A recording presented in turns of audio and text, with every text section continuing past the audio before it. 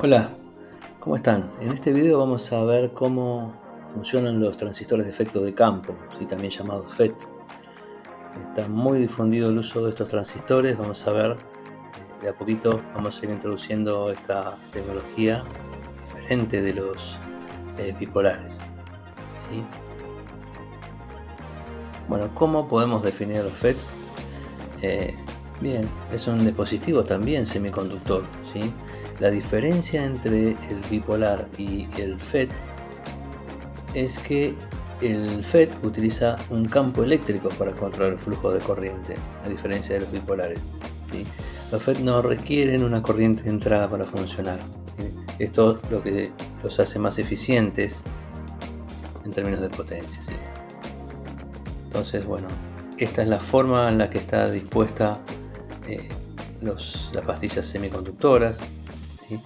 Nosotros cuando vamos a aplicar una tensión, que ahora vamos a llamar uno de los terminales, de puerta o gate, esa terminal respecto de S, ¿sí? Va a permitir, o sea, el valor de esa tensión entre estos dos terminales va a permitir el paso o la disminución de una corriente entre estos terminales drenaje y fuente, ¿sí? Entonces lo que antes yo gobernaba por la base a través de una corriente, ahora gobierno por el gate a través de una tensión. Voy a gobernar la corriente que va a pasar entre T y S, ¿sí? Estos son hay varios tipos de FET, ahora vamos a ir viendo de a poquito, es un tema bastante amplio, no creo que podamos explicarlo todo en un solo video, lo cual aquí vamos a ver el ejemplo del FET de juntura, ¿sí? Es importante saber que cuando aplicamos, ¿sí?, una tensión, va a haber una zona que se va a extender acá, ¿sí? Fíjense lo que es el semiconductor P. Cuando aplicamos una tensión, se va a extender esta zona y va a estrangular el canal, ¿sí? Lo va a abrir o lo va a estrangular. Si hay una tensión, que vamos a ver que es una VP, que es la tensión de estrangulamiento, en el cual está totalmente cerrado. Bueno, vamos a seguir viendo otros parámetros. Bueno, como les decía, el BJT, la diferencia, nosotros hablamos de una corriente de colector, ¿sí?, que estaba gobernada por la corriente de base, ¿sí? Estas son las diferencias claves que tienen. En cuanto al voltaje de control de un FET, ¿sí?, se aplica un voltaje en la puerta y voy a gobernar la corriente de drenaje, ¿sí? Lo que antes se hacía control de corriente, ahora vamos a hacer un control a través de voltaje. Bueno, ¿cuáles son las características y diferencias respecto al...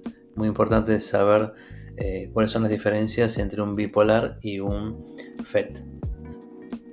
Entonces nosotros habíamos visto en los videos anteriores de transistores bipolares, en los iniciales, ¿no? Habíamos visto que la corriente de salida, ¿sí?, IC, y la corriente de control de entrada IB están relacionadas a través del beta. ¿Se acuerdan que el beta también le decíamos HFE o ganancia, ¿sí?, ganancia del dispositivo, ¿sí? Son elementos, por ejemplo, la ganancia es un elemento constante, ¿sí? Entonces nosotros sabemos que la IC, o corriente de colector, de un bipolar, estaba dado por el beta, que era una constante para cada dispositivo, y la variable de control estaba determinada por la corriente de base, ¿sí?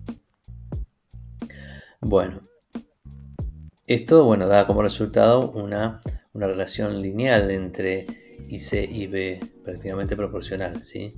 Si nosotros duplicamos el nivel de IB, también IC se va a duplicar. Bueno, ahora sí, ¿qué es lo que sucede en un JFET en este caso? No hay una relación lineal entre la salida y la entrada. Interviene una ecuación de Shockley, ¿sí?, que define la relación entre la corriente de drenaje ID y VGS, o la tensión de puerta a fuente, ¿sí? Está definida por esta expresión, donde IDSS es una constante. Vamos a ver que va a ser la corriente máxima que va a circular entre D y S, ¿sí? Eso lo define cada dispositivo.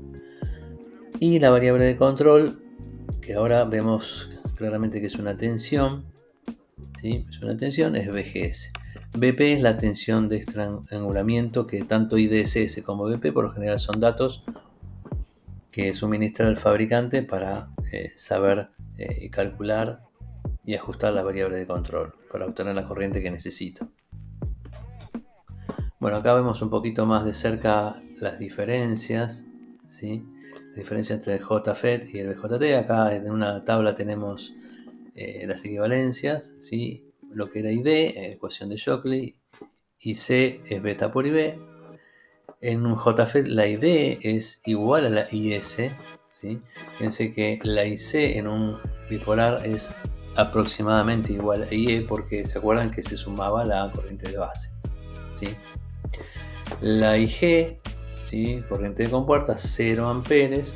¿Sí? Recuerden que era una de las características del JFET, que al no haber una corriente de entrada lo hacía eficiente, lo dijimos al principio. Y en el BJT se acuerdan que había una tensión base emisor que estaba definida por un diodo de base emisor, ¿sí? Acá están características y las corrientes, cómo trabajan, cómo están relacionadas las corrientes a través de distintas ecuaciones, ¿sí? Bien. ¿Cómo es el principio de funcionamiento básico? Bueno, acá les presento, este es el JFET, puede ser uno de los más utilizados, y quizá tiene los tres terminales, el gate, drain y source. Son los tres terminales que definen las características de entrada y salida, ¿sí? Este es un JFET y este es un MOSFET. Fíjense que vamos a ver, más adelante vamos a ver la diferencia entre un JFET y un MOSFET. El JFET, como lo habíamos dicho hace un momento, es un transistor de juntura, ¿sí? Donde en la aplicación de voltaje GS lo que vamos a hacer es variar la corriente ID. Acá se induce un canal, ¿sí? El canal en condiciones naturales no está, pero al aplicar una tensión lo inducimos, entonces se genera un canal. Puede ser que se genere el canal o que ya esté generado y tenga que bloquearlo, ¿sí? Esas son las características del MOSFET, por ejemplo. Bien, acá tenemos, volviendo al JFET en principio, estos son, digamos, la disposición de los terminales. Recuerden que es diferente respecto al bipolar, donde era otra disposición, estaban colocados. Acá entre la compuerta y S tenemos un semiconductor material P. Todo este canal es material N, por eso se dice que es un JFET canal N. También puede ser canal P, entonces se invierte esto. Este canal es tipo P y estos son tipo N. Pero de ambas formas el objetivo va a ser el mismo: abrir o cerrar este canal para permitir el paso de la corriente, ¿sí? Entonces esta es la región de empobrecimiento. Se le dice que, al aplicar una tensión, esto se va a aumentar hasta estrangular el paso, ¿sí? Este es algo teórico, ¿sí? Este dibujo, porque en realidad en la práctica lo que sucede es esto: el nivel de ensanchamiento de la región de empobrecimiento no es proporcional a lo largo de toda la cobertura del material P, del semiconductor P. ¿Por qué? Porque se trata de esta caída de tensión, ¿sí? Esta caída de tensión que está acá. Sí, el material N es un material resistivo y va a ir en distintos niveles o alturas de este dispositivo, va a ir teniendo distintas caídas de tensión. Entonces, en el punto donde hay mayor tensión, el valor de acá de la región de empobrecimiento va a ser mayor. Al haber un mayor potencial acá arriba, va a intentar cerrarse más rápido, ¿sí? Por eso se dibuja también de esta forma, que es lo que sucede en la realidad. Acá tenemos los dos parámetros, ¿sí? Nivel de saturación. Fíjense que BP era la tensión de estrangulamiento y DSS es la corriente máxima del dispositivo. Tanto IDSS como BP son tensiones datos, ¿sí? Son datos del fabricante, ¿sí? Entonces, bueno, ¿qué dice esta curva? ¿Sí? Que cuando ocurre la BP, ¿sí? Obtengo la IDSS máxima, la corriente máxima, ¿sí? ¿Qué significa? Pero fíjense, la BGS es 0 volts. Entonces, ¿qué significa este gráfico? Que bueno, si yo tengo 0 volts entre compuerta y ese es el valor en el que tengo el canal abierto al máximo, por eso se determina la corriente de drenaje máxima, ¿sí? Eso es lo que está explicando este gráfico.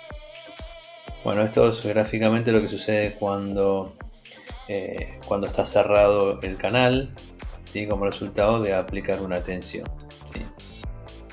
PNP. Si BDS es igual a BP, esto es lo que sucede. Se cierra totalmente el canal. Bueno, ¿qué pasa si aplicamos un voltaje negativo? ¿Sí? Acá esta ya es una aplicación más práctica. Explica así. Si aplico voltaje negativo, voy a generar a través de un divisor de tensión o una fuente independiente. Aquí entre G y S, un valor en este caso es menos 1 volt. En este caso que está acá, y si VGS es menos 1 volt. Entonces con esa tensión voy a definir un valor de IDSS. A medida que si VGS es de 0 volt, como les decía, eso es lo que define la IDSS máxima. Entonces significa que la corriente va a ser la máxima, por lo cual no va a haber región de empobrecimiento, va a estar totalmente abierto el canal para una VGS igual de 0 volt. Entonces fíjense que cuanto más negativo se hace VGS, ¿qué va pasando? ¿Sí? Se va a ir achicando el valor máximo de la IDSS. Entonces cuanto más negativo y se va acercando a la BP, ¿sí? El valor en este caso, si BP es igual a VGS, ahí ya directamente se bloquea, que es lo que hablamos recién. Bueno, resumiendo un poquito porque no vamos a hacer un video tan largo, ya después vamos a ver las distintas polarizaciones. Esta es la forma de polarizar y de conectar, como observar y calcular las corrientes. Bueno, estos son los parámetros de las corrientes. Este si es un canal N, si es canal P, cómo se conectan, hacia dónde van las polarizaciones de las fuentes, ¿sí? Y cómo son los sentidos de las corrientes, ¿sí?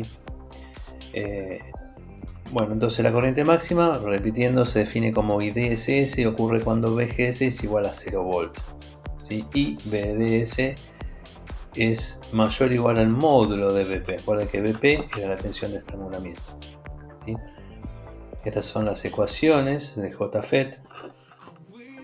Por lo general en los circuitos algunos se conocen, otros se piden averiguar. Vamos a ver ejemplos igual. Y bueno, hasta acá vamos a llegar hoy. Lo que vamos a ver en el próximo video, cómo utilizar polarización fija, autopolarización y divisor de voltaje. Son parecidos a los que usamos en bipolar.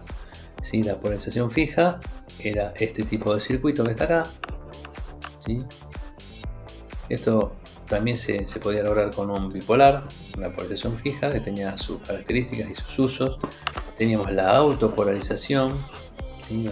Acá aparece una resistencia más, y tenemos la de divisor de voltaje, que es esta, que es el amplificador clásico, donde también hay un bipolar. Entonces vamos a ver estos tres ejemplos en el próximo video, cómo resolver ejercicios, cómo calcular los parámetros que faltan y cómo graficar también, ¿sí? Así que bueno, muchas gracias.